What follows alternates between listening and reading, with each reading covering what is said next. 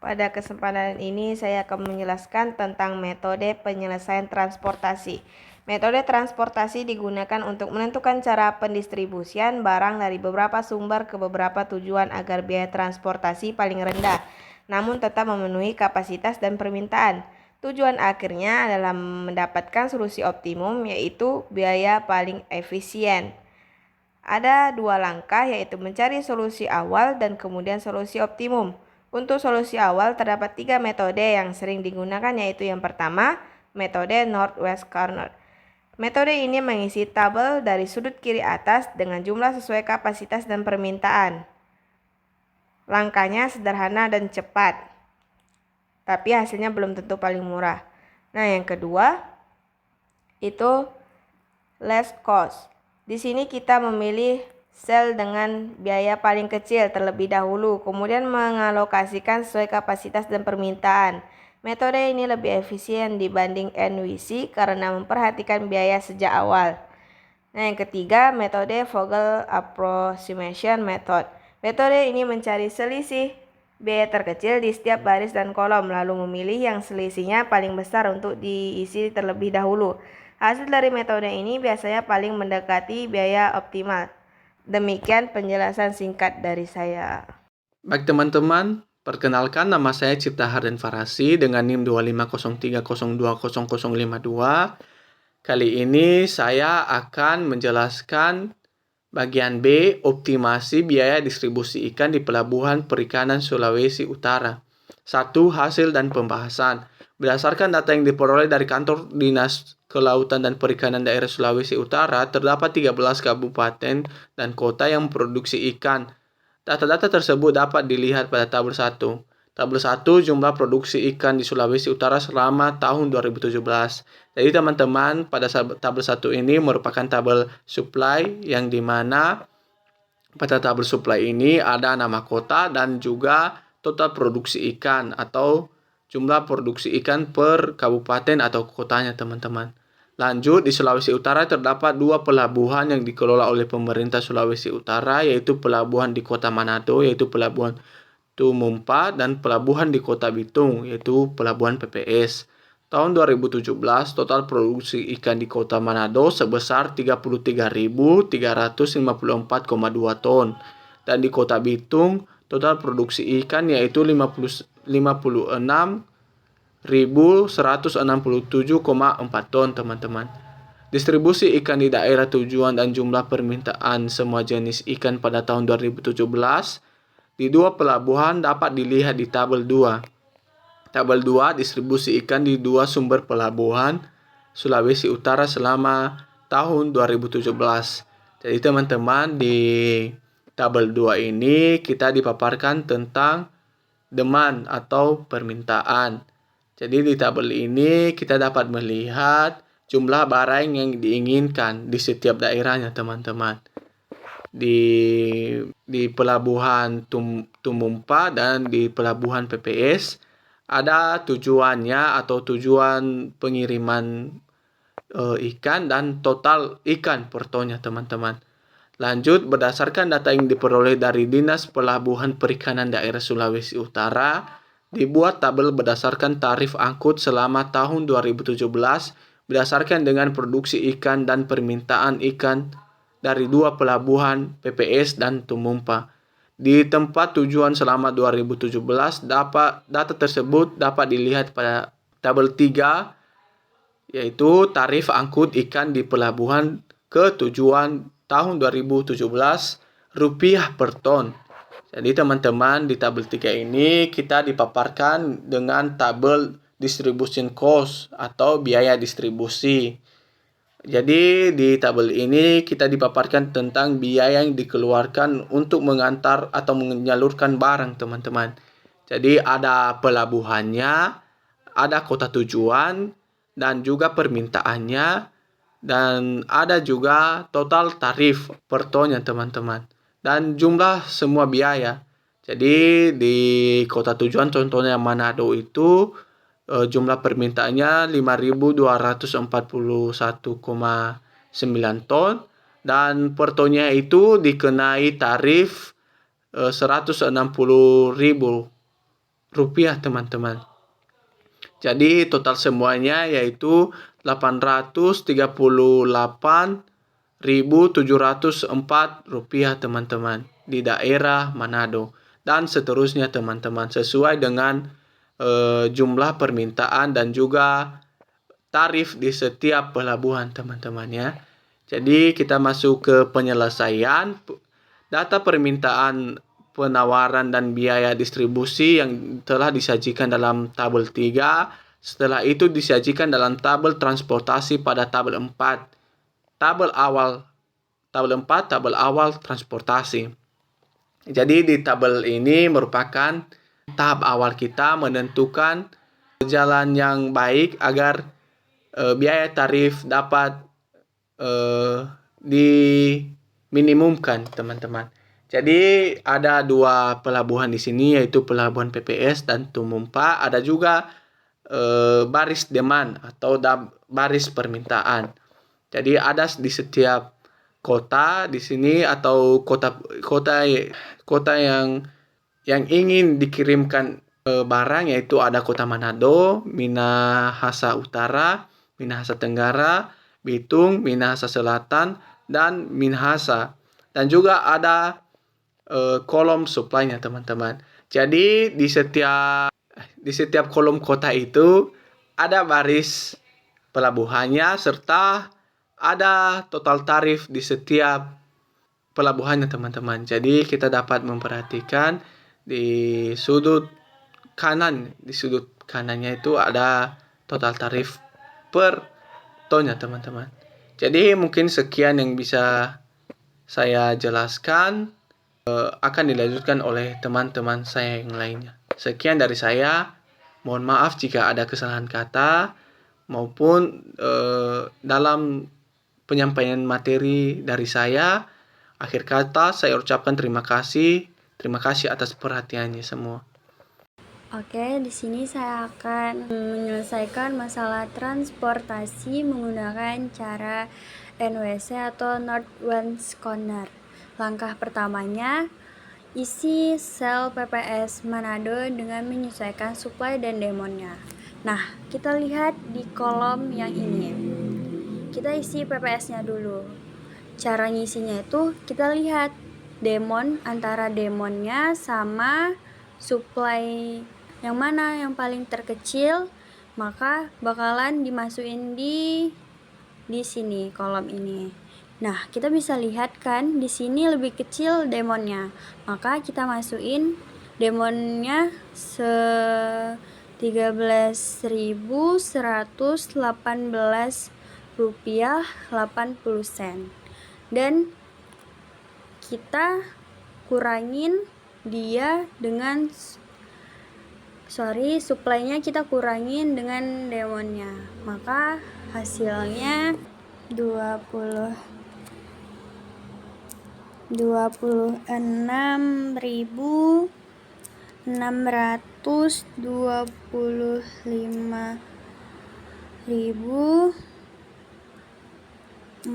sen. Nah, saldo supply-nya sisanya itu 26. Maka sini kita taruh dia di sini dulu. Dan karena di sini demonya kan sudah habis, sudah dimasukin ke PPS semua. Jadi karena sudah tidak ada saldo lagi, di Tumumpa ini kita silang karena dia sudah tidak ada saldo lagi. Nah, langkah yang kedua, kita lihat ke sini, ke Minahasan Utara, dan kita lihat di antara demand dan supply yang mana sih yang terkecil. Jadi kan saldo supply-nya sisa 26, sedangkan demandnya masih 5.857.90 sen. Yang terkecil itu berarti demandnya kan, maka kita masukkan dia ke sini. Lalu supply yang ini kita kurangkan dengan demand ini, hasilnya 20.000 Rp20.767,50. Nah, kita taruh dia di supply-nya kan. Taruh dia di sini. Dan langkah yang ketiga, sebelumnya kita coret di pelabuhan Tumumpa ini, karena kan di demonnya ini sudah habis kan saldonya, jadi nggak bisa nih terisi yang di kolom ininya, jadi kita silangin. Ya, kita lanjut langkah yang ketiga, ke Minahasa Tenggara. Kita lihat lagi yang besar itu demonnya atau supply-nya. Tadi kan supply-nya sisa 20.000 kan, sedangkan demonnya itu 4.000, maka yang terkecilnya itu berarti demonnya. Lalu kita masukin dia ke baris ke kolom ini. Lalu kayak tadi lagi, supply-nya kita kurangin demonnya, hasilnya itu 15.846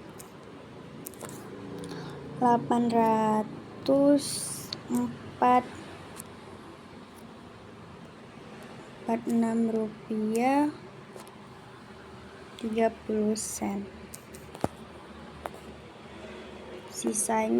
Sisa supply-nya pada langkah ketiga ini segini ya.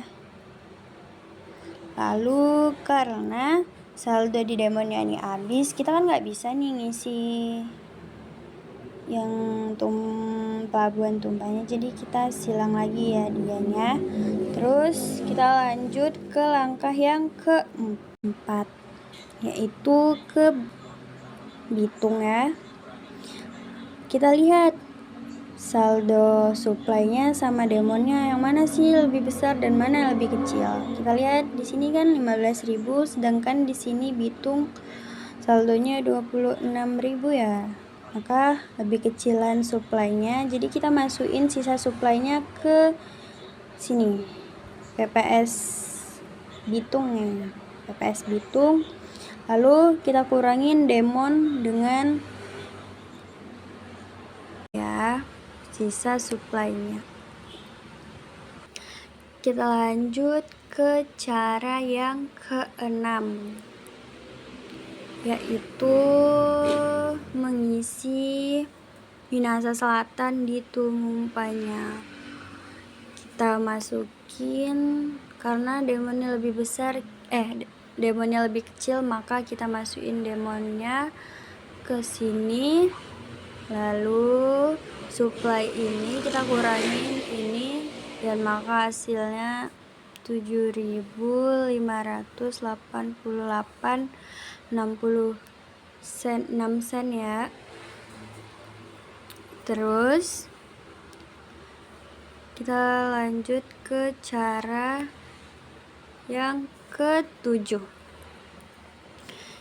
Kan sisa kolom yang ini aja kan, Minahasa di tumpahnya kan sisa supply-nya tuh 7.588,60 sen, sama kayak ininya. Jadi kita masukin aja lalu habis. Nah, kita lanjut ke langkah yang berikutnya. Solusi pertama, perhitungan biaya transportasi metode NWC adalah ZNWC sama dengan 13. Ini dapatnya tuh dari mana ya? Dapatnya itu dari, kita lihat di kolom-kolom yang ininya. Kita lihat semuanya. Ya, nggak ada silangnya ya. Kalau ada silangnya kita nggak perlu masukin. Nah, kita bisa lihat di situ ada 13 dikali segini. Terus kalau misalnya mau lanjut ke tabel sebelahnya itu kita tambahin. Nah, kita masukin semuanya masukin, lalu kita hitung berapa sih hasil menggunakan metode ini. Hasilnya itu 12.176.600 sen. Nah, jadi dengan menggunakan metode ini hasil transportasinya segitu ya teman-teman. Sekian dari saya. Assalamualaikum warahmatullahi wabarakatuh. Baik teman-teman, di sini saya akan menjelaskan tentang metode FAM atau Vogel Approximation Method. Metode ini mempertimbangkan selisih dua biaya terkecil pada setiap baris dan kolom untuk menentukan prioritas alokasinya. Baik teman-teman bisa melihat di langkah pertama ya. Di langkah pertama ini, kita mencari selisih antar dua biaya terkecil di setiap baris dan kolom. Selisih ini ditulis di kolom selisih baris dan baris selisih kolom.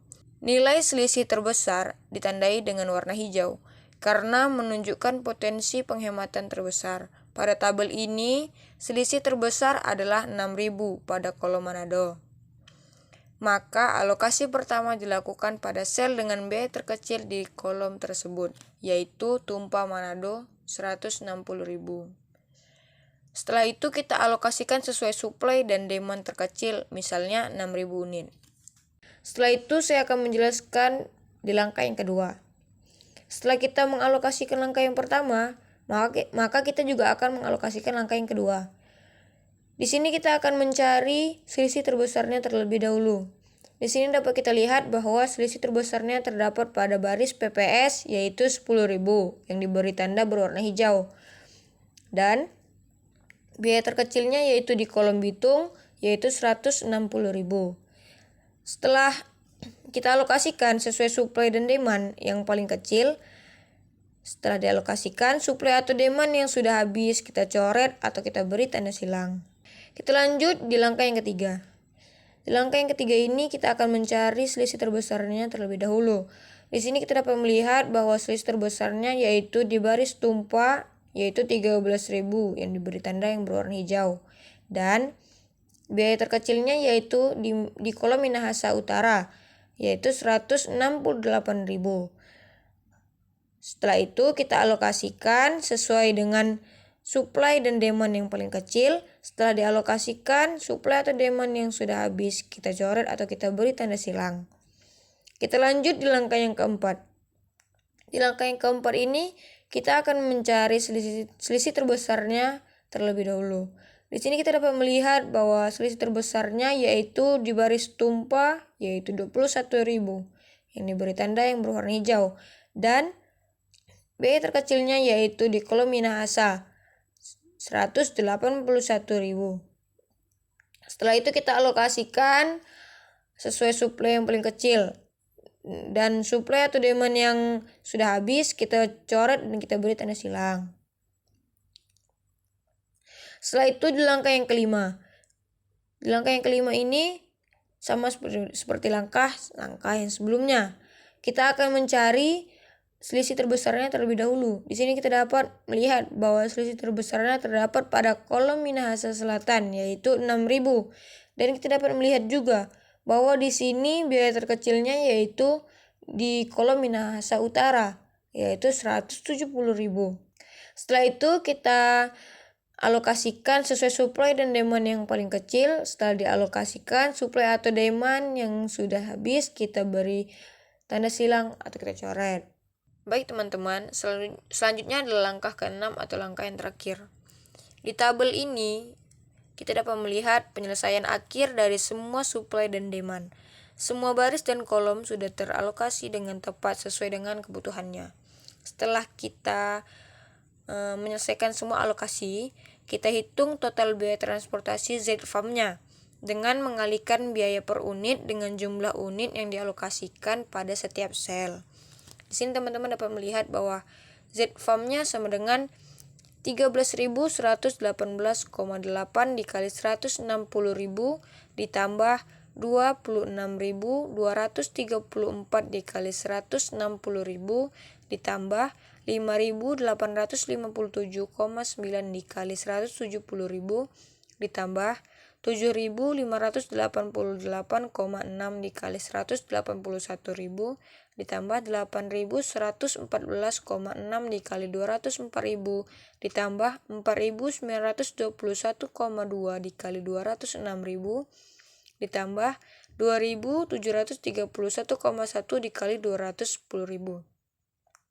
Setelah itu kita jumlahkan semuanya, maka hasil akhirnya yaitu 11.908.504.200 rupiah.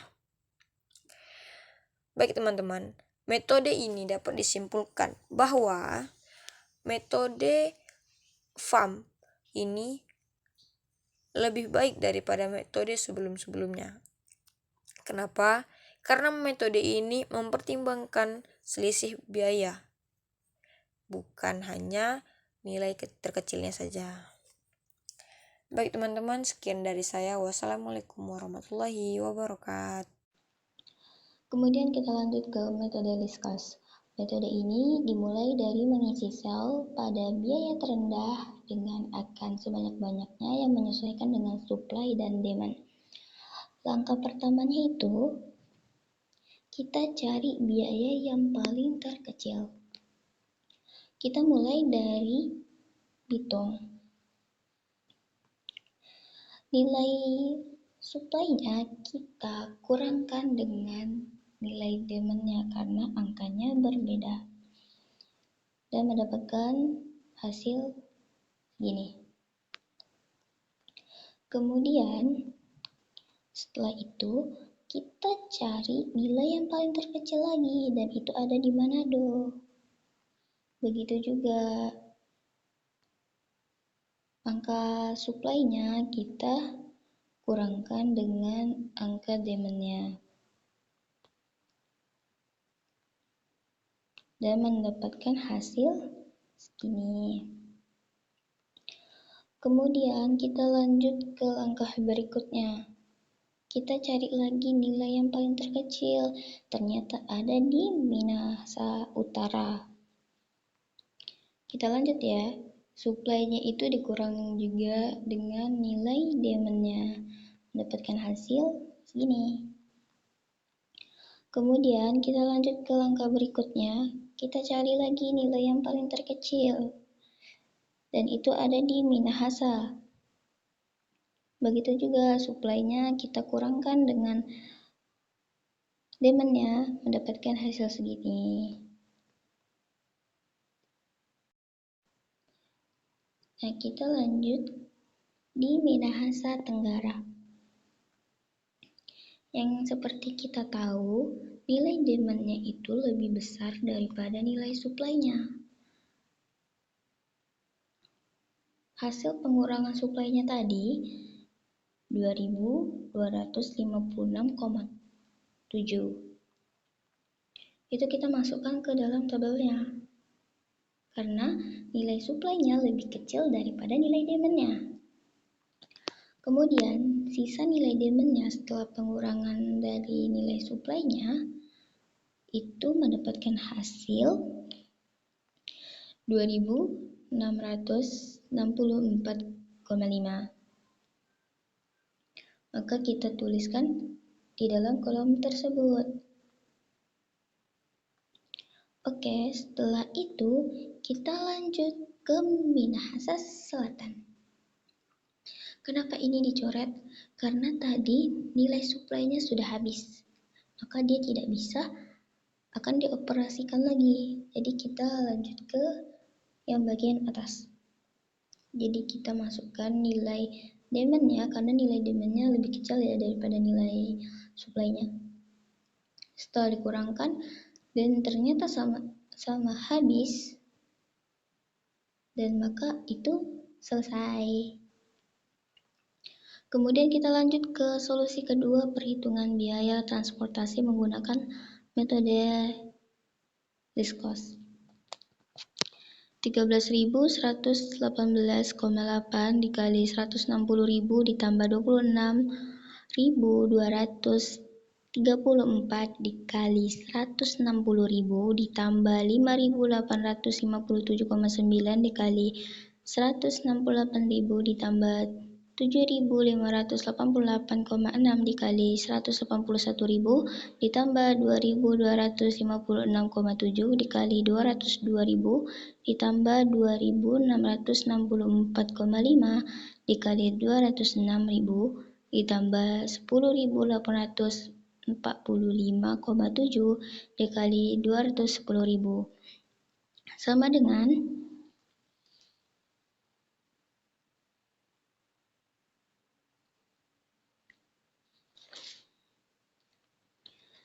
2.099.008.000 ditambah 4.197.440.000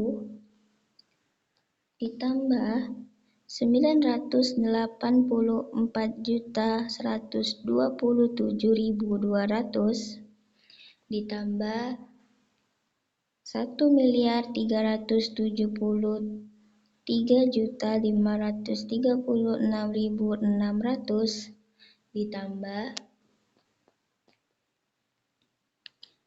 455.833.400 ditambah 549.887.000 ditambah 2.277.597.000 sama dengan 11.937.429.200.